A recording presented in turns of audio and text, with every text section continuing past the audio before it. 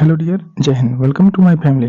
दोस्त, आज के इस वीडियो में हम बात करने वाले हैं बीएसएससी उत्पाद और निरीक्षक ईएसआई का जो आपका 2012 में जो पेपर हुआ था 1/9/2012 को, उसी पेपर को हम डिस्कस करने वाले हैं।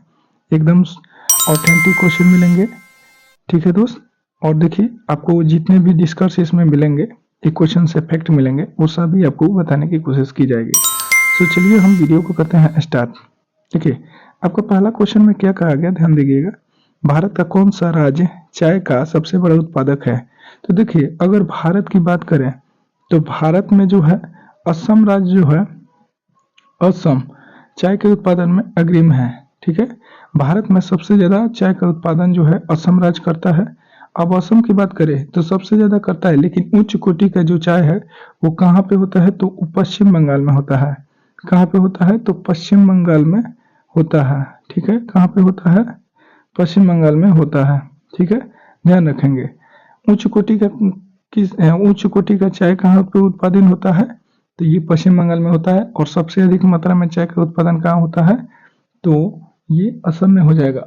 पश्चिम बंगाल का कौन सा क्षेत्र चाय के लिए जाना जाता है? तो दार्जिलिंग क्षेत्र जो है सबसे ज्यादा चाय उत्पादक के लिए जाना जाता है। चलिए दोस्त, अब आगे बढ़ते हैं। चाय एक प्रकार का क्या है? पेय पदार्थ है, ठीक है। और चाय जो है निर्यात भी भारत से किया जाता है। सबसे ज्यादा कहाँ पे किया जाता है? तो अमेरिका में किया जाता है। दूसरा क्वेश्चन को देख लेते हैं। आपका दूसरा नंबर क्वेश्चन है, हीराकुंड बांध किस नदी पर निर्मित है? तो हीराकुंड बांध जो है महानदी पर निर्मित है। और महानदी जो है ये उड़ीसा में स्थित है। कहाँ है? तो ये जो है उड़ीसा में स्थित है, उड़ीसा में, ठीक है। ध्यान देने वाली बात है। और उड़ीसा की राजधानी की बात करें तो उड़ीसा की राजधानी कहाँ हो जाएगा? भुवनेश्वर में हो जाएगा। कहाँ हो जाएगा दोस्त? भुवनेश्वर में हो जाएगा, ठीक है। ये भी बात आपको ध्यान में रखना है। चलिए दोस्त, अब देखिए इसमें और अगर हम बात करें, हीराकुंड बांध परियोजना भारत की नदी घाटी परियोजनाओं में से एक माना जाता है। और ये परियोजना उड़ीसा राज्य में संबलपुर जिला में स्थित है।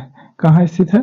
संबलपुर में स्थित। चलिए नेक्स्ट क्वेश्चन की अगर बात करें हम, आपका 3 नंबर क्वेश्चन, राष्ट्रीय गीत वंदे मातरम किसने लिखा था?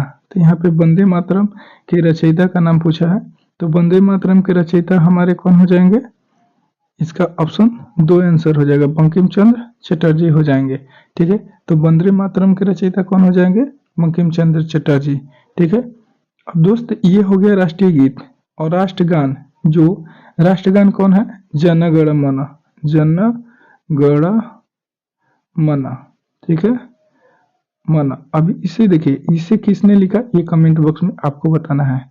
चलिए दोस्त, नेक्स्ट क्वेश्चन की तरफ चलते हैं। आपका 4 नंबर में है, निम्नलिखित में से किस एक राज्य में भारतीय जनता पार्टी यानी बीजेपी अभी शासन में नहीं है? तो ये करंट अफेयर्स के क्वेश्चन है, इसे छोड़ देते हैं। अभी वर्तमान के अकॉर्डिंग आप कमेंट कर सकते हैं। अगला क्वेश्चन है 5 नंबर, ध्यानचंद ट्रॉफी किस खेल से संबंधित है? तो मेजर ध्यानचंद जो है ये हॉकी के जादूगर कहा जाता है। तो ये जो है हॉकी से संबंधित हो जाएंगे। भारत में आजादी से पहले मेजर ध्यानचंद की अगुवाई में भारत ने लगातार 3 बार हॉकी को जीता था, ठीक है। हॉकी को जीता था, हॉकी को सॉरी कर रहे हैं, हॉकी से ट्रॉफी को जीता था, ठीक है। अब देखिए, मेजर ध्यानचंद ट्रॉफी हॉकी के खेल से संबंधित हो जाएगा, ये तो बात हो गया। भारत में भूतपूर्व खिलाड़ी कप्तान मेजर ध्यानचंद के नाम पर ही इस ट्रॉफी का नामकरण भी किया गया है। और उसी समय से भारत का राष्ट्रीय खेल के रूप में भी हॉकी को जाना गया, ठीक है। तो भारत का राष्ट्रीय खेल भी हो जाएगा हॉकी। 6 नंबर क्वेश्चन को देखिए, विश्व का सबसे बड़ा समुद्री पुल स्थित है? तो देखिए दोस्त, विश्व का यहाँ पे कहा गया है, तो विश्व का सबसे बड़ा समुद्री पुल क्या हो जाएगा? चीन में। और विश्व का सबसे बड़ा नदी पर बना पुल कौन सा हो जाएगा? तो विश्व का सबसे बड़ा नदी पर बना पुल जो हो जाएगा, गांधी सेतु पटना हो जाएगा, अपने बिहार में हो जाएगा।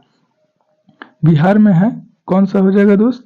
तो गांधी सेतु हो जाएगा, गांधी सेतु, ठीक है।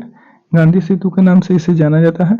अब देखिए दोस्त, अगर हम बात करें चीन का ये जो ये है सबसे लंबा समुद्री पुल, तो इसके बाद में ये कहाँ है? तो किंग जाओ हाईवान सड़क पर ये बनाया गया है। ये चीन के शेनडोंग प्रांत के किंगडाओ शहर में है। ठीक है, ये ज्यादा जानने की जरूरत भी नहीं है। चलिए इतना जान लीजिए कि विश्व का सबसे बड़ा समुद्री पुल कहाँ स्थित है, तो चीन में है। 7 नंबर देखिए, हाँ ये भारत का जानना है, ये चीन को पूछ दिया तो भारत का भी पूछ सकता है। वह दर जिस पर बैंक भारतीय रिजर्व बैंक को ऋण देता है उसे क्या कहते हैं? तो जब भारतीय रिजर्व बैंक को जब ऋण देगा तो उसे जो है हम क्या कहेंगे, रिवर्स रेपो रेट कहते हैं। यानी यहाँ पे कह रहा है ना कि वह दर जिस पे भारतीय रिजर्व बैंक को ऋण देता है, यानी कोई बैंक, यानी अचानक कहने का मतलब कि आरबीआई जो है, आरबीआई की अगर हम बात करें तो आरबीआई को अगर पैसे की जरूरत पड़ जाए एक बाइक, ठीक है, ज्यादा पैसे की, तो क्या करता है वो अपने से छोटे बैंकों से ऋण लेता है, जिसे जब वो ऋण लेता है तो उसे रिवर्स रेपो रेट कहते हैं, और जब ये ऋण देता है तो इसे रेपो रेट कहते हैं। जब ये छोटे बैंकों को ऋण देता है तो उसे रेपो रेट कहते हैं, और जब लेता है उसे रिवर्स रेपो रेट कहते हैं। ये क्वेश्चन बहुत ही इंपॉर्टेंट है, इसे आप ध्यान में रखेंगे। अब देखिए दोस्त, जब अब यहाँ पे अगला पॉइंट के रूप में आप ध्यान रखेंगे कि आरबीआई आरबीआई जो होता है, आरबीआई की स्थापना कब हुई थी? तो 5 करोड़ की राशि के साथ में इसकी स्थापना हुई थी। तो कब हुई थी दोस्त? तो 1935 में किया गया था। कब किया गया था? 1935 में। अभी आरबीआई के गवर्नर कौन है, इसे कमेंट बॉक्स में बताना है। और आरबीआई जो है इसका भी राष्ट्रीयकरण हुआ होगा, तो कब हुआ है? तो 1969 में हुआ है। और पहली बार 1969 में इंदिरा गांधी के शासनकाल के समय 14 बैंकों को राष्ट्रीयकरण किया गया। ठीक है, चलिए दोस्त अब नेक्स्ट क्वेश्चन की तरफ आते हैं। 8 नंबर आपका क्वेश्चन में कह रहा है कि हरिप्रसाद चौरसिया प्रसिद्ध वादक है। तो हरिप्रसाद चौरसिया की अगर हम बात करें तो ये क्या है, बांसुरी बजाते हैं। तो इसका आंसर ऑप्शन 3 हो जाएगा। नेक्स्ट क्वेश्चन है आपका 9 नंबर, आर के लक्ष्मण है एक प्रसिद्ध क्या है? आर के लक्ष्मण जो है एक प्रसिद्ध कार्टूनिस्ट है। ये क्वेश्चन तो अभी 2025 के ये एएलपी में भी पूछ दिया है। ठीक है, इसे ध्यान रखेंगे। तो आर के लक्ष्मण क्या है, एक प्रकार के कार्टूनिस्ट है। ठीक है, अगला क्वेश्चन है दोस्त, यहाँ पे ध्यान दीजिएगा, निम्नलिखित में से कौन सा शहर यमुना नदी के किनारे स्थित नहीं है? तो देखिए दोस्त, यहाँ पे नहीं है तो कह रहा है, ठीक है, और तो यहाँ पे है नहीं कह रहा है, यहाँ पे नहीं है। तो इसी क्वेश्चन पे हमको ध्यान देना है कि यहाँ पे देखिए ऑप्शन जो है हरिद्वार, हरिद्वार जो है ये यमुना नदी के तट पे नहीं है। बाकी दिल्ली जो है यमुना नदी के तट पे है, आगरा है, मथुरा है, ये सभी यमुना नदी के तट पे है, लेकिन यहाँ पे हरिद्वार नहीं है। तो हरिद्वार जो है वो गंगा नदी के तट पे हो जाएगा। अब देखिए दोस्त, एक और बात बता दे, तो यहाँ पे जो यमुना नदी है ना, तो यमुना नदी को खुला नाला के रूप में जाना जाता है। क्यों जाना जाता है? कि यमुना नदी विलुप्त होने के कगार पे आ गई है, इतना ना भर चुकी है, इतना ना गंदा हो चुकी है कि उसे खुला नाला कहा जाता है, क्योंकि सारे कचरा उसमें लोग डाल देते हैं। दिल्ली में तो और बर्बाद हो चुकी है। चलिए दोस्त, नेक्स्ट क्वेश्चन की तरफ हम बढ़ते हैं। 11 नंबर में कह रहा है कौन सा देश विश्व का शक्कर का कटोरा कहा जाता है? यहाँ पे विश्व का शक्कर का कटोरा कहा जाता है। तो विश्व में सबसे अधिक क्यूबा में चीनी का मतलब कम क्षेत्र में अधिक मात्रा में चीनी का उत्पादन करना ही शक्कर का कटोरा कहलाता है। तो इसका आंसर ऑप्शन ए हो जाएगा, क्यूबा।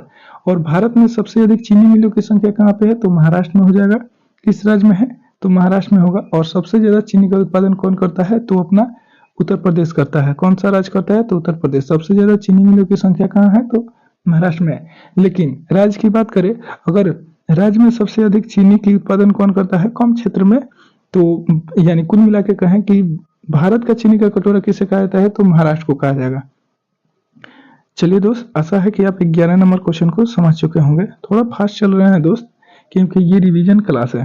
ठीक है, 12 नंबर में क्या कह रहा है? भारत में सबसे बड़ा वन्यजीव अभ्यारण्य है। तो भारत में सबसे बड़ा वन्यजीव अभ्यारण्य कहाँ हो जाएगा दोस्त? तो ये जो हो जाएगा अपना बांदीपुर वन्यजीव अभ्यारण्य। जो बांदीपुर कहाँ पे पड़ता है? तो ये कर्नाटक में पड़ता है। कहाँ पे पड़ता है? कर्नाटक में पड़ता है। अब देखिए कर्नाटक की राजधानी कहाँ है? तो बेंगलुरु है। ठीक है दोस्त, बेंगलुरु हो जाएगा। अब देखिए देखिए यहाँ पे बेंगलुरु हो जाएगा। ठीक है, बेंगलोर या इसे बेंगलोर भी बोला जाता है। अब देखिए बेंगलोर को जो होता है सिलिकॉन वैली के नाम से भी जाना जाता है। बेंगलोर को किस नाम से जाना जाता है? सिलिकॉन वैली के नाम से भी जाना जाता है। ठीक है दोस्त, अब थोड़ा सा और कुछ इंपोर्टेंट की बात कर दे तो टाइगर रिजर्व। तो भारत में टाइगर रिजर्व कब आया था? तो 1973 में आया था। हाथी को सुरक्षित किया गया था तो 1992 को किया गया था, हाथी को सुरक्षित किया गया था। और ये देखिए भारत का सबसे छोटा तो हेमिस है, हेमिस नेशनल पार्क जो है सबसे छोटा हो जाएगा। अब देखिए दोस्त, सबसे बड़ा नेशनल पार्क भारत का कौन है, ये कमेंट बॉक्स में आपको बताना है, ठीक है। और अभी वर्तमान समय में एक नेशनल पार्क है जो नया बना है, तो उसे दर्जा दिया गया, वो कौन सा उसे भी आपको कमेंट बॉक्स में बताना है। चलिए दोस्त, नेक्स्ट क्वेश्चन की तरफ हम बढ़ते हैं। आपका 13 नंबर जो क्वेश्चन है, ये 2016 की मेजबानी करने वाला शहर की बात पूछा है। तो 2016 में कौन मेजबानी किया है? तो ये रियो डी जेनेरिया में हुआ है, रियो डी जेनेरिया, ठीक है, ये याद रखेंगे। अब आपको बताना है नेक्स्ट ईयर, यानी कि अब कहाँ होने वाला है, ठीक है। नेक्स्ट क्वेश्चन की अगर हम बात करें, आपका 14 नंबर क्वेश्चन में क्या कर रहा है, आयात और निर्यात पर लगने वाला कर है, यानी आयात और निर्यात पर जो कर लगता है उसे क्या कहा जाता है? तो उसे जो है सीमा शुल्क क्या कहा जाता है? उसे सीमा शुल्क कहा जाता है। ये ध्यान रखने की जरूरत है, एडिचिट इसे ध्यान रखने की जरूरत है। देखिए, अब देखिए दोस्त, 32वां एक इससे क्वेश्चन बता देते हैं। 32वां खेल आपको कहाँ, थोड़ा सा हिंट हम देते हैं। तब 32वां ओलंपिक खेल जो हुआ था ना, वो 2020 में हुआ था। तो 2020 में हुआ था, तो वो कहाँ पे हुआ था? टोक्यो जापान में हुआ था। वो कहाँ पे हुआ था? टोक्यो में हुआ था। टोक्यो जो कि जापान की राजधानी है। किसकी राजधानी है? जापान की राजधानी है, इसे आपको ध्यान रखना। और 2024 में कहाँ हुआ था? 2024, ये देखिए ओलंपिक खेल जो होता है ना, वो 4-4 साल पे होता है। तो 31वां संस्करण रियो डी जेनेरिया में तो हो जाएगा, रियो डी जेनेरिया में, जो कि ब्राजील में पड़ता है, और जो 2016 में हुआ था। और 2020 का टोक्यो जापान में हुआ था। और 2024 का कहाँ हुआ था? 2028 का कहाँ होगा, ये आपको बताना है। चलिए, अब ये आप समझ गए ना, यहाँ पे आयात और निर्यात पर लगने वाला कर को क्या कहता है? सीमा शुल्क कहते हैं। अरे ऐसे याद कीजिए ना, जब आयात कीजिएगा तो किसी राज्य से किसी राज्य में आपको जाना पड़ेगा कि नहीं? जब किसी राज्य से किसी राज्य में जाइएगा तो वहाँ पे टैक्स लगते हैं। कहाँ पे टैक्स लगेंगे? तो मान लीजिए ये सीमा बना दिया है, मतलब ये कह रहा है कि इधर मान लीजिए कि इधर बिहार है, ठीक है। अब बिहार है और इधर झारखंड है, ठीक है। तो इधर झारखंड जो है, तो झारखंड क्या कहता है कि आप हमारे सीमा में आई तो हम आपको कर देंगे, और हम लेंगे और आपके सीमा में जाएंगे तो हम आपको कर देंगे। तो यही होता है सीमा शुल्क। तो ये आयात और निर्यात पे लगाया जाता है, ठीक है दोस्त। अगला क्वेश्चन की तरफ बढ़ते हैं। आपका अगला क्वेश्चन में क्या कर रहा है, 15 नंबर, कोलिमा ज्वालामुखी स्थित है। तो कोलिमा ज्वालामुखी जो स्थित है वो मेक्सिको में स्थित है। और मेक्सिको के कहाँ पे स्थित है दोस्त? ये देखिए, कोलिमा ज्वालामुखी मेक्सिको में स्थित है। इतना याद रखें ना, कहाँ पे स्थित है वो नहीं ध्यान देना है। भारत का रहता तो हम कहते हैं। भारत में 2 ज्वालामुखी है, सक्रिय ज्वालामुखी 2 प्रकार की पाई जाती है। वो कौन कौन से हैं? तो बैरन, एक है बैरन, और दूसरा है नारकोंडम, ठीक है, नारकोंडम, बैरन और नारकोंडम है। अब देखिए, बैरन क्या है? ये सक्रिय है, और नारकोंडम क्या है? सुषुप्त है। मतलब ये, और सक्रिय ज्वालामुखी कभी भी उद्गार हो सकता है, और सुषुप्त ज्वालामुखी इसका कभी बहुत दिन के बाद में होगा या नहीं भी होगा, इसका कुछ नहीं कहा जा सकता है। तो भारत में कितने हैं? ये कहाँ पे है? तो अंडमान निकोबार के तटीय क्षेत्र पे ये मिलेंगे। चलिए दोस्त, अब देखिए अगला क्वेश्चन की तरफ हम बढ़ते हैं। 16 नंबर में कहा गया है, भारतीय रेड क्रॉस सोसाइटी की स्थापना कब की गई थी? तो भारतीय रेड क्रॉस सोसाइटी की स्थापना जो है 1920 में की गई थी। कब की गई थी मेरे दोस्त? तो 1920 में की गई थी। अगर हम बात करें इसमें, इसका मुख्य उद्देश्य क्या है? इसका मुख्य उद्देश्य है रोगियों, घायलों तथा युद्धकालीन सैनिकों की देखरेख करना। इसका मुख्य उद्देश्य क्या है? जो रोगी होते हैं, जो सैनिक होते हैं, जो युद्ध के समय में घायल हुए हैं, उसको बचाना, ठीक है दोस्त। रेड क्रॉस की स्थापना 1920 में की गई थी। अब चलिए दोस्त, 17 नंबर में बताइए, निम्नलिखित में से कौन सा उपन्यास प्रेमचंद्र ने लिखा है? तो यहाँ पे देखिए दोस्त, इसमें कौन से हो जाएगा? तो रंगभूमि, ठीक है। रंगभूमि को किसने लिखा था? प्रेमचंद्र ने ही लिखा था, ठीक है। अब देखिए, प्रेमचंद जो है ये हिंदी और उर्दू के महानतम भारतीय लेखकों में से एक माने जाते हैं। और रंगभूमि जो है इनका लिखा हुआ 1925 में एक उपन्यास है, ठीक है। चलिए नेक्स्ट क्वेश्चन की तरफ हम बढ़ते हैं। 18 नंबर में निम्नलिखित में से कौन सी कृति कौटिल्य का है? तो यहाँ पे कौटिल्य ने एक किताब लिखा था जिसका नाम है अर्थशास्त्र, ठीक है, और ये राजनीति से संबंधित है। और राजनीति से संबंधित का मतलब है, कौटिल्य के बारे में थोड़ा सा जान लीजिए। ये जो है दोस्त मेरे भाई, कौटिल्य जो है अर्थशास्त्र पुस्तक लिखा था जिसमें चंद्रगुप्त मौर्य के बारे में, किसके बारे में? चंद्रगुप्त मौर्य, चंद्रगुप्त मौर्य के जो चंद्रगुप्त मौर्य के इतिहास के बारे में लिखा है कि कैसे वो शासन प्रशासन चलाते थे, ठीक है। और ये चाणक्य की अगर हम बात करें तो चाणक्य का 3 नाम होता है। तो पहला नाम क्या हो जाएगा? मान लीजिए चाणक्य हो गया, एक हो गया विष्णुगुप्त, और एक और नाम है उनका, भले ही क्या नाम है उनका, और एक हो गया कौटिल्य, ठीक है दोस्त। तो इनका 3 नाम है। यही चंद्रगुप्त मौर्य को क्या किए थे दोस्त? यही सलाह दिए थे, मतलब इनको अपने शिष्य बनाए। और घनानंद जो नंद वंश का अंतिम शासक था, घनानंद को, घनानंद यानी घनानंद जो कि नंद वंश का था, किस वंश का था? वो एक अत्याचारी शासक था, और उसी को हराने के लिए इन्होंने चंद्रगुप्त मौर्य से सहारा लिया और चंद्रगुप्त मौर्य को घनानंद से मतलब विजय कराया, हराया घनानंद को, और फिर राजपाट चंद्रगुप्त मौर्य को दे दिया। और चंद्रगुप्त मौर्य ने ये जो है चाणक्य को क्या बनाए थे? प्रधानमंत्री बनाए थे। और जो चंद्रगुप्त मौर्य के पुत्र हुआ बिंदुसार, तो बिंदुसार का भी प्रधानमंत्री यही रहे थे, चाणक्य ही रहे थे। तो इस क्वेश्चन से इतना मिला आपको। तो चलिए हम 19 नंबर क्वेश्चन पे आ गए हैं। 19 नंबर में कहा निम्नलिखित में से किस भारतीय राज्य की सीमा तिब्बत, नेपाल, भूटान और पश्चिम बंगाल को स्पर्श करती है? तो यहाँ पे इसका आंसर की अगर बात करें तो सिक्किम एक ऐसा राज्य है जो इन देशों से संपर्क करती है। तो इसका आंसर हो जाएगा ऑप्शन 4, ठीक है। तो 19 नंबर में अब क्या मिला? तो सिक्किम एक ऐसा राज्य है जो तिब्बत, नेपाल, भूटान और पश्चिम बंगाल को स्पर्श करती है। थोड़ा सा तिब्बत के बारे में जान लीजिए। तो तिब्बत की राजधानी प्राचीन समय में जो हुआ करती थी वो लहासा हुआ करती थी। कहाँ हुआ करती थी दोस्त मेरे भाई? तो लहासा, लहासा, ठीक है। और देखिए तिब्बत जो है वो स्वतंत्र देश हुआ करता था, लेकिन चाइना वालों ने उसको इतना कर्ज दे दिया, इतना कर्ज दे दिया कि एक दिन ऐसा समय आया कि तिब्बत को हड़प लिया चाइना ने। तो तिब्बत किसका हिस्सा माना जाता है? तो वो चीन का हिस्सा माना जाता है। और चीन की नीति ही इतनी गंदी है कि वो नहीं चाहता है कि मेरे आगे कोई देश रहे, उसको अपने में मिलाना चाहता है, ठीक है दोस्त। चलिए दोस्त नेक्स्ट क्वेश्चन की अगर हम बात कर लेते हैं तो आपका 20 नंबर क्वेश्चन है, वो संख्या जिसे यूरोपीय देश, ये देखिएगा, वो संख्या जिसे यूरोपीय देश मिलियन कहते हैं।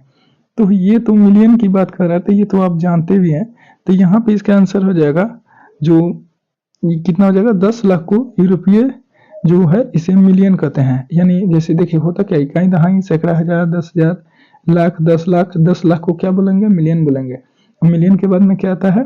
10 मिलियन, 100 मिलियन, फिर 100 मिलियन को ही 1 बिलियन बोला जाता है। तो ठीक उसी तरह से बिलियन के बाद में 1 बिलियन, 10 बिलियन, 100 बिलियन, फिर 100 बिलियन को 1 ट्रिलियन बोला जाता है। तो 1 ट्रिलियन, 10 ट्रिलियन और फिर 100 ट्रिलियन, ऐसे होता है। ये यूरोप में ऐसे ही चलता है। तो ऐसे यूरोप में नहीं, विश्व में चलता है, ठीक है। और भारतीय संख्या पद्धति में अगर इसे देखा जाए तो इकाई, दहाई, सैकड़ा, हजार, 10,000, लाख, 10 लाख, करोड़, ऐसे होता है, ठीक है।